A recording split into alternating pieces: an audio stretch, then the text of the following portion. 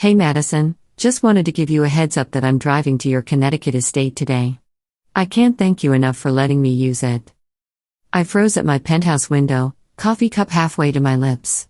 My estate? Olivia was talking about my $3.5 million private retreat like it was a public park. Brianna gave me the keys yesterday. She said it was totally fine and that you wanted family to have access. So thoughtful of you. My heart started pounding, but my legal training kicked in immediately. Brianna gave her keys? I hadn't authorized any additional access. I hadn't even told Olivia the security code. This was unauthorized property access, potentially criminal. Olivia, I said, forcing my voice to remain steady, when exactly did Brianna give you those keys? Oh, just yesterday. She mentioned she had extra sets made after her last visit and said you told her to share them with family. She said, and I quote, "Madison works so hard for the family, so we all deserve to enjoy what she's built." Isn't that sweet? Sweet? I wanted to laugh at the absurdity. Instead, I mumbled something about checking my property management schedule and ended the call as quickly as possible. My head was spinning, but my analytical mind was already working.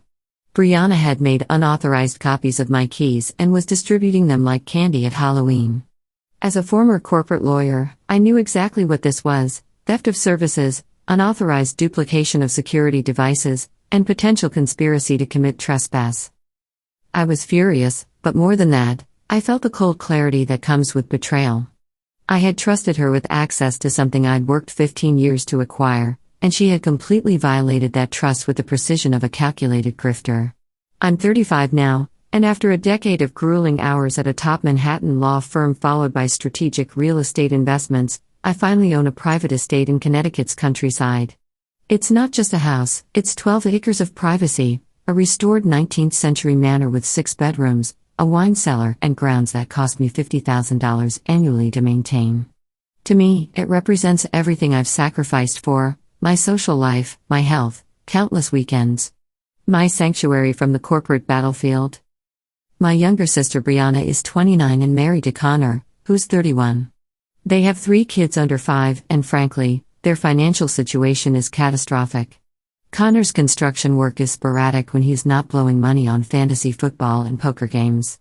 Brianna hasn't held a job since college, using childcare as an excuse while spending money they don't have on Instagram-worthy lifestyle purchases. I'll admit our relationship has always been complicated, but I've maintained a sense of familial obligation. Maybe it's misplaced guilt, or maybe I just couldn't stand watching her spiral into debt while claiming it was everyone else's fault. 3 weeks ago, we were on a video call when Brianna casually mentioned how unfair it was that some people got to have vacation homes while others couldn't even afford a weekend getaway. She wasn't directly asking, just performing her usual guilt routine. But I made a decision that I now realize was catastrophically naive. The estate sits empty most months while I'm building my portfolio, and the operational costs continue regardless. So I made what I thought was a generous offer. "Brianna," I said, "why don't you take the family to Connecticut for a long weekend? It's fully stocked, the grounds are perfect for the kids, and you won't have to spend anything. Just respect the property and leave it clean." At first she played hesitant. "Are you serious? I mean, I don't want to impose or anything," she said, but I could practically see dollar signs reflecting in her eyes through the screen. "Of course I'm serious," I replied. "You deserve some peace, and the kids would love the space." By the end of the call, she was gushing about what an amazing sister I was and how she'd take perfect care of everything. She made it sound like I was giving her a life-changing gift. I had the property manager leave keys with the security company for pickup, texted her the gate codes, and felt genuinely good about myself. Supporting family should feel good, right? I spent the next hour pacing my penthouse, but my legal mind was already forming a strategy. Part of me wanted to call Brianna immediately and deliver a verbal cease and desist. Another part wanted to drive to Connecticut, document everything, and take immediate possession. But my training told me to gather evidence first. I started with my childhood friend Serena, who's always connected to family gossip through social media. "Hey Serena, hypothetical question," I said carefully. "Has Brianna mentioned anything about my Connecticut property recently?" "Oh, absolutely," she said without hesitation. She's been posting about how generous you are for making it available to family. She even offered to coordinate keys for me if I ever wanted a weekend there. She made it sound like you'd set up some kind of family sharing program. I had to clench my jaw to maintain composure. Did she actually provide you with access credentials? Not yet, Serena replied. I told her I'd reach out directly to you when I was ready to plan something. That confirmed my worst suspicions.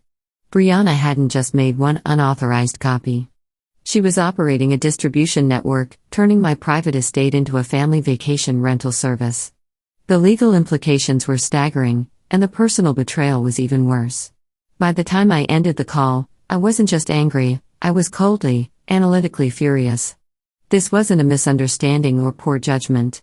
This was systematic theft of property rights. Brianna had taken my generosity and weaponized it for her own social credit. Something had to be done, and it had to be devastating. The next morning I woke up with one thought crystallized in my legal mind: I need to confront Brianna professionally. I couldn't let this slide. She had not only committed what amounted to theft of services, but had systematically violated property rights. This wasn't just about the Connecticut estate. This was about her complete disregard for legal boundaries and fiduciary responsibility. I called her right after my morning strategy session.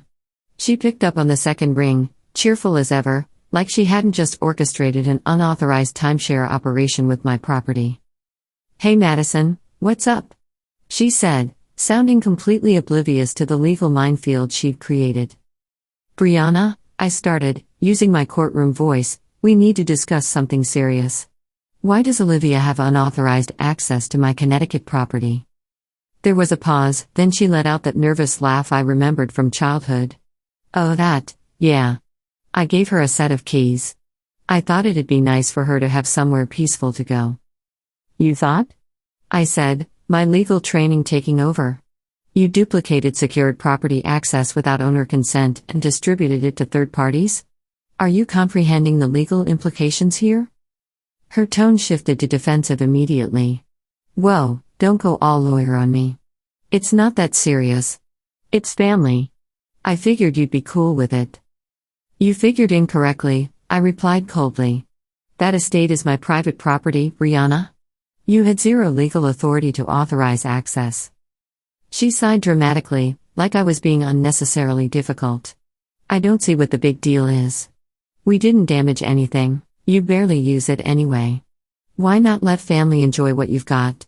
Because it's not community property, I said, my voice gaining the edge I used against opposing counsel.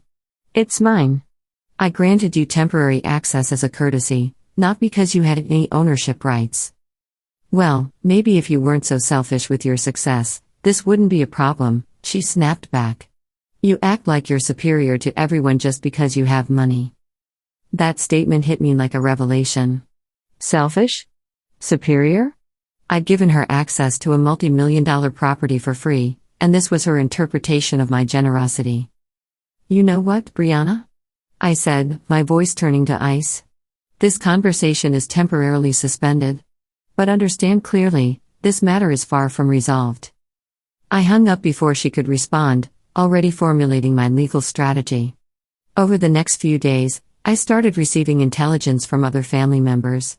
Apparently, Brianna had immediately launched a character assassination campaign, positioning me as the selfish older sister hoarding resources from struggling family.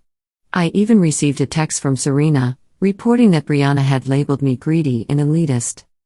It wasn't just reputation management she was attempting. It was psychological warfare. I couldn't ignore the security implications of unknown individuals having access to my property. Who else had received unauthorized keys? How many potential trespassers might appear unannounced? I decided to conduct a thorough investigation. I began systematically contacting family members, casually inquiring whether Brianna had discussed the Connecticut property. The responses exceeded my worst-case scenarios.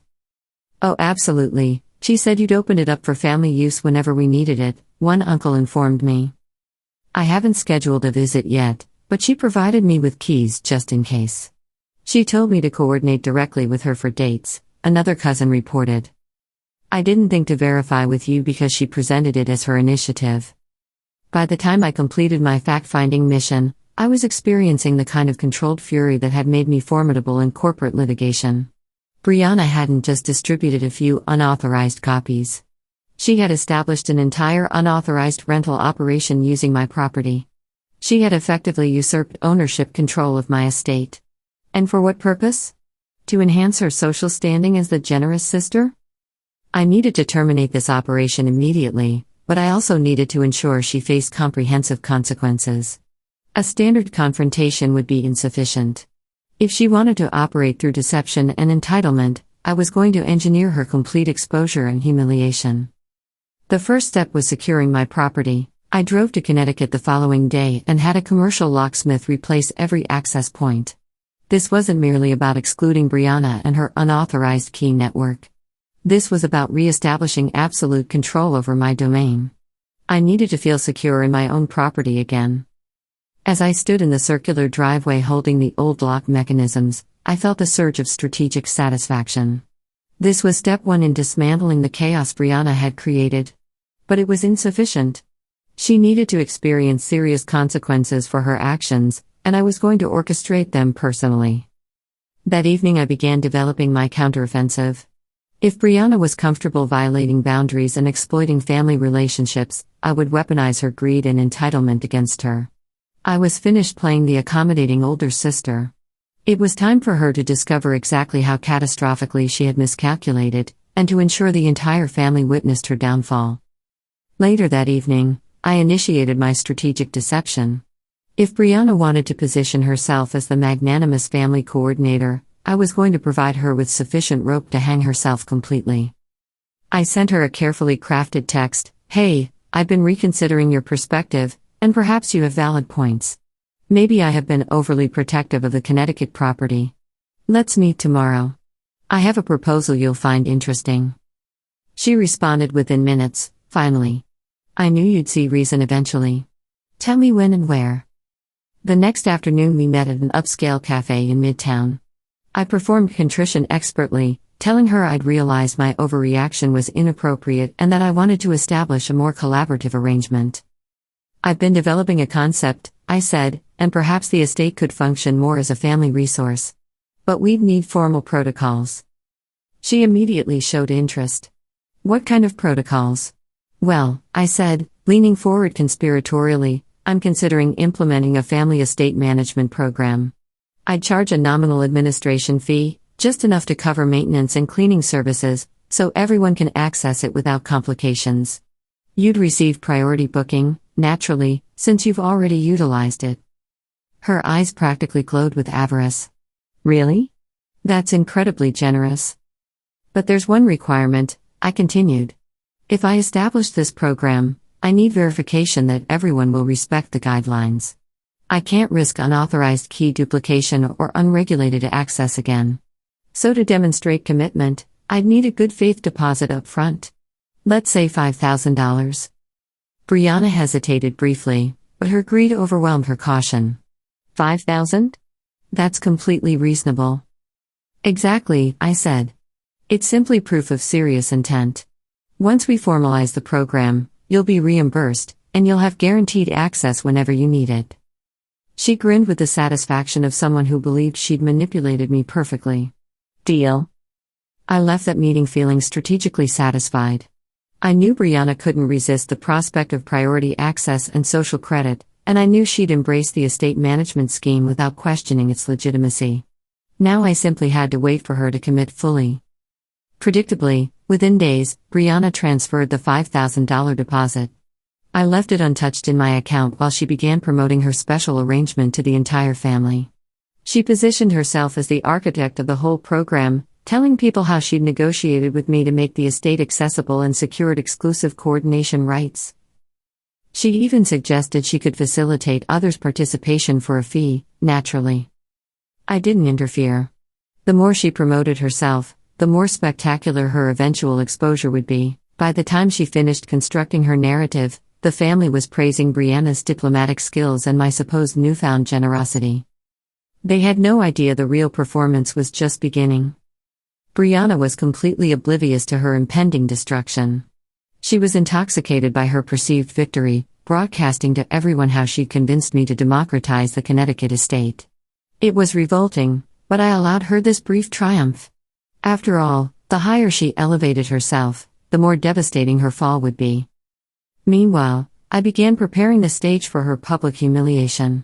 I contacted key family members who were closest to Brianna, the ones who'd accepted her version without verification.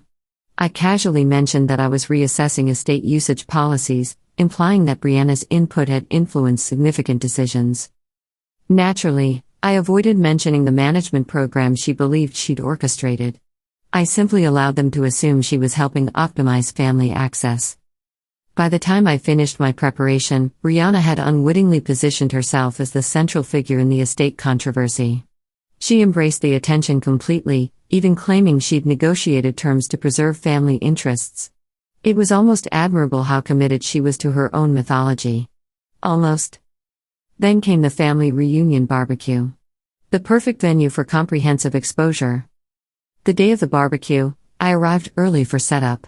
Brianna was already there, surrounded by cousins, performing her queenly routine. She flashed me a triumphant smile when I entered, obviously convinced of her victory. Throughout the afternoon, I waited for optimal timing. The moment arrived after lunch, when most family members were gathered around tables, relaxed and receptive.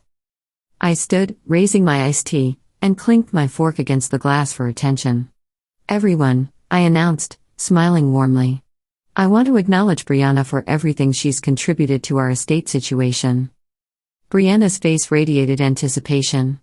She clearly expected effusive praise. "She's truly exceeded all expectations," I continued. "Distributing keys like party favors, establishing her own access rules, and creating this innovative family management program concept." Confused murmurs rippled through the crowd. Someone asked, "Management program?" "Oh, you weren't informed?" I said, feigning surprise. "Brianna's been promoting how she convinced me to establish family rental arrangements. She even provided a $5,000 commitment fee to secure priority status." The murmurs intensified, and Brianna's smile began cracking. "Well, I mean, it was just a proposal," she stammered desperately. "Really?" I said, retrieving my phone. "Because this seems quite official." I displayed the payment confirmation for everyone. "Here's her deposit." Brianna's face turned crimson. "But here's the fascinating part," I continued, "there is no management program. There never was. I simply wanted to observe how far Brianna would go to control property that isn't hers. Apparently, $5,000 is the exact price of her dignity."